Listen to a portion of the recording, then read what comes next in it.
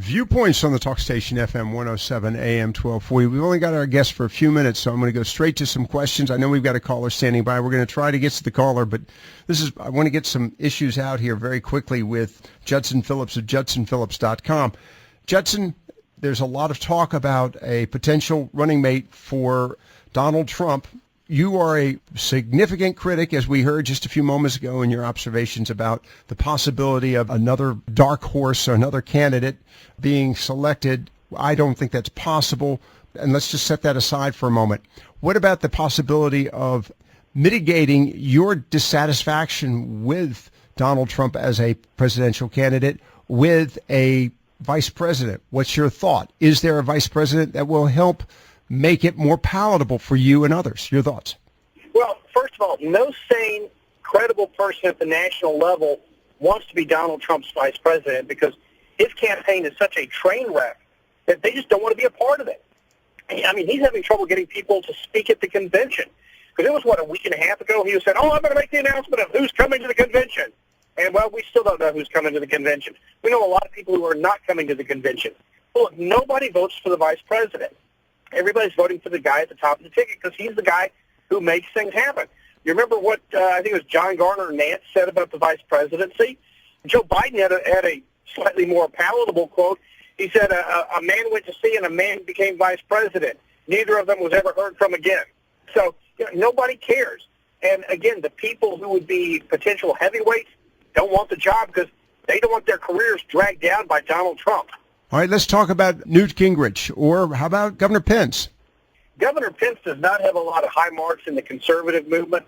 When Indiana passed a religious liberty bill, the moment anybody said anything about it, he went through flip-flops, permutations, and everything else to basically sell out the conservative crowd. Newt, God bless Newt, but Newt's, 75 years old? Age does become a consideration at some point when you start talking about someone for the vice presidency. And, really, what does Newt bring to the table? He hasn't been an elected official in 16 years, so there's just nothing that Newt really brings to the table. The only guy who's sitting there just absolutely slobbering and begging for the job is Krispy Kreme Chris Christie, and that guy's an albatross. You remember Obama's BFF? Well, that's Krispy Kreme. Recognizing those are the three candidates we've mentioned so far, are there any other candidates that might be out there? You never know, because Trump was floating the idea of trying to get a Democrat as a vice president, and he floated the name, or somebody floated the name. When these names get floated out here, I hope, I assume everybody knows, they're all trial balloons to kind of gauge reaction. And so they floated out Michael Flynn as a potential vice presidential nominee, and that guy got shot down fairly quickly because he was a Democrat, because he was pro-abortion. But there is nobody. If Trump were serious, and Trump is not serious, if Trump were serious, first thing he'd be doing is calling Ted Cruz. And he would be doing a sit-down with Ted Cruz. He would be trying to make nice with Ted Cruz because other than Trump, Cruz has got the largest block of support in the Republican Party. But who's Trump interested in? Trump's interested in the Bernie Sanders supporters because that's who he's reached out to. Hasn't reached out to the Cruz supporters, hasn't reached out to the Tea Party. There was something yesterday or today, Gary Johnson reaching out to the Bernie Sanders supporters, right, which made me ask the question on social media, who the hell's reaching out to the conservatives? Because you've got Hillary, who's to the left of Karl Marx. You've got Donald Trump, who's a New York liberal. And then you've got Gary Johnson, who's allegedly a libertarian, but he seems more interested in the Bernie Sanders crowd than he does in the Tea Party crowd. With that said, let's talk about something else you alluded to a moment ago, and that, of course, is the seriousness of the Trump campaign. And there have been some questions. He's not at all mentioned or pulled in the topic of the recent FBI decision, James Comey's remarks, nothing. We've heard very little about that. We've heard more about the criticisms of her husband, Bill Clinton, and his, well, pardon my pun, the mishandling of his personal affairs. I'll let you figure that one out. Why is he not hammering home the issue of James Comey? He should be. This is something, if Trump were a serious candidate, he would have the video feed from the C-SPAN hearings, and he'd be running ads 24/7. He's being outspent in advertising right now, and this is a crucial point in the election process. He's being outspent 46-1 by Hillary Clinton. As of a couple of weeks ago, Hillary Clinton had more people in Ohio than Trump's got nationwide. What Trump should have been doing the moment they came out and announced that Hillary was not going to be indicted, which, by the way, was a gift for him. He's a horrible candidate. The only worst candidate out there is Hillary. But he's got to have some consultants. Is he not using any consultants at all? The people who are surrounding him are pretty worthless people. They don't know how to run a campaign. My guess is probably most of them don't know how to tell Donald Trump no. Trump should have been out there hammering this. I mean, up until the time the Dallas shootings took place, and of course that's something that was beyond his control, he should have been wearing this topic out. And instead, what is he doing? The very next day, he's out there talking about how great Saddam Hussein was because he could kill terrorists without due process. And he just totally sinks himself. Way back when, there was a consultant who was hired who said that Trump was never a serious candidate. The idea was he was going to get 10% and then ultimately drop out and then launch something else early next year. Well, apparently Trump is like the dog that catches the bumper. And you go, well, what do you do next? Trump has no idea. I've got several callers standing by. I'm going to get to them very quickly to let you go, because I appreciate you taking the time to be with us. Judson Phillips of JudsonPhillips.com. And by the way, just make mention of this, he has a blog that's worthy of reading. Judson, what can we anticipate in the Cleveland convention, which is only 2 weeks away, if I'm counting correctly? No, it's next week. Oh, it is next week. I'm sorry. I'm missing a week.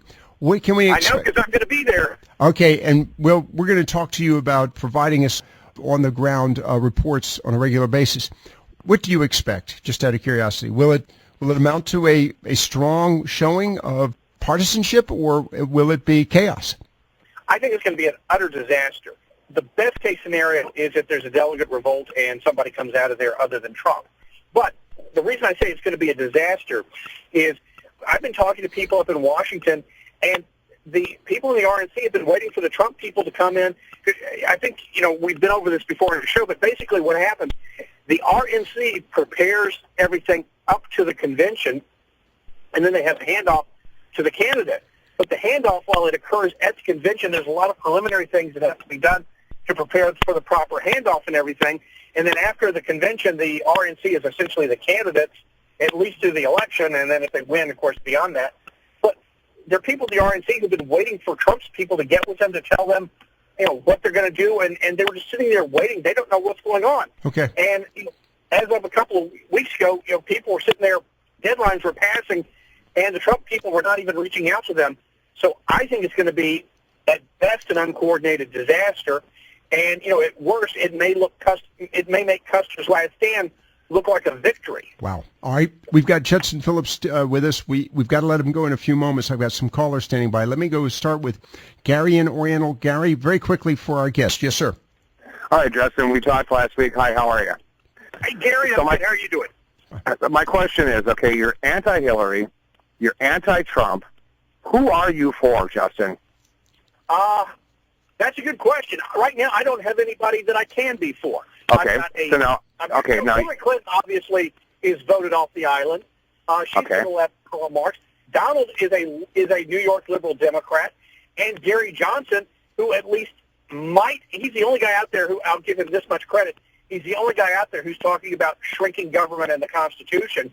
But he is out there, he's going left too. I'm sitting here going, who am I going to be left with? Darrell Castle of the Constitution Party? Justin, obviously you're a smart guy. You've got a blog. You're on the radio. You're not a dummy by any means. Now, mathematically, if the RNC decides to put in another candidate, there is not a snowball's chance in hell that he will wind up with the presidency. So now what I'm hearing from you is that you're not going to vote because you don't like Trump, you don't like Hillary, and so you're pretty much going to sit this one out and give it to Hillary. Is that what I'm saying? I'm going to vote for somebody. The question is who, and I don't know who it is yet, because I'm going to vote for somebody who agrees with my principles. But let me go back to an underlying assumption you made just a minute ago. You're saying if a new candidate comes in that they would lose. You're wrong on that. Hillary is such a horrible candidate and has so much baggage that if you had a competent candidate even jumping in at this late date with a halfway decent staff, Hillary is beatable. Period. Wow. End of discussion. Okay. Okay, well, I understand that, Judson. But here, we have a problem here. The American people have spoken. Okay? Now, and here's my Okay, big problem. wait. Hold on. No problem. Let me cut you short on that because I want him to respond to that. Gary, thanks for your call on this one. I'm going to move to Doc in just a moment, but thank you for your call on that one. I think Gary brings up a very good point, Judson. The public has spoken. He's won the nomination. How can the Republicans dismiss that vote? Well, first of all, 10 million Democrats crossed over and voted in open Republican primaries. Okay. And I've seen on social media Democrats talking about, yeah, we crossed over to vote for Trump to make sure that he's the candidate, and we're going to vote for Hillary this fall. So this has been going on.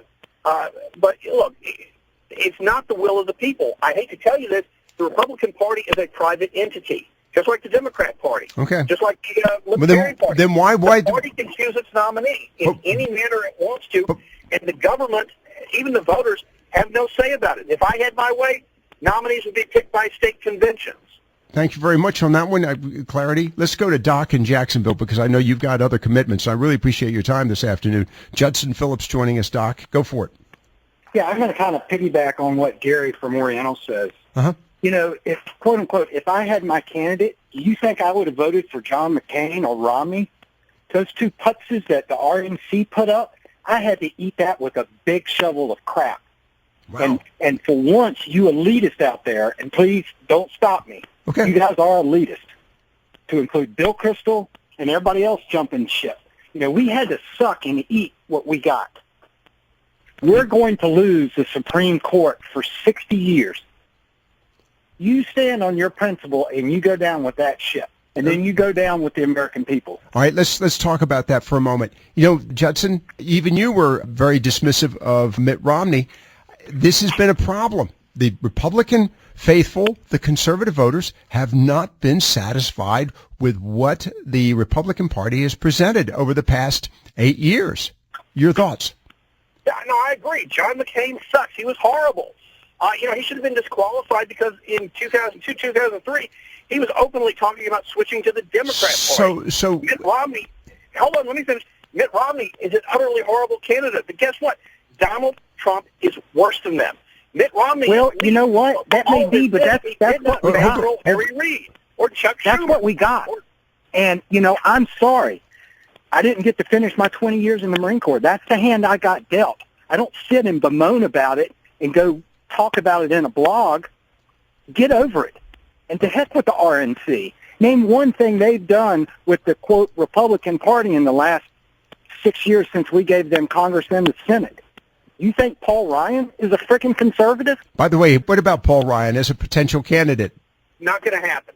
Here's the only potential possibilities here. Okay. If there's a delegate revolt, which I'm hoping there will be, Ted Cruz is an outside shot, more likely some form of a compromise consensus candidate, and that would most likely be Scott Walker. He's been in the fray a little bit. He got out early before he got dinged up a whole lot. He is somebody that a lot of conservatives could coalesce around because he did some good work up in Wisconsin.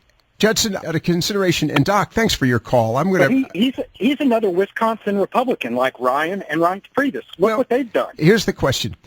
You know, we are where we are, Judson, in spite of the best efforts of the Republicans. To your point, Doc, the elitist, the Republican management and leadership. Here's what we are. Why is that, Judson? Let me wrap it up with why are we where we are at this point? Doc, thanks very much for your call. Thanks, I appreciate it. Thanks, guys. Okay.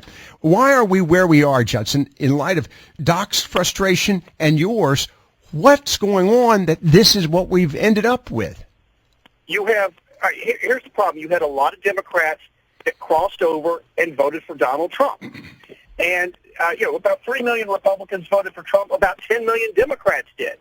And the problem we've got is open primaries. The Republicans, in Tennessee, we have a huge problem where we have liberal Republicans who basically keep open primaries so the Democrats are coming and vote for them because the Democrat Party's on the endangered species list here in Tennessee.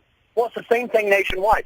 If you look at the states that had caucuses or conventions or some other closed process, even closed primaries, guess what? Trump didn't win. It was Cruz or it was somebody else.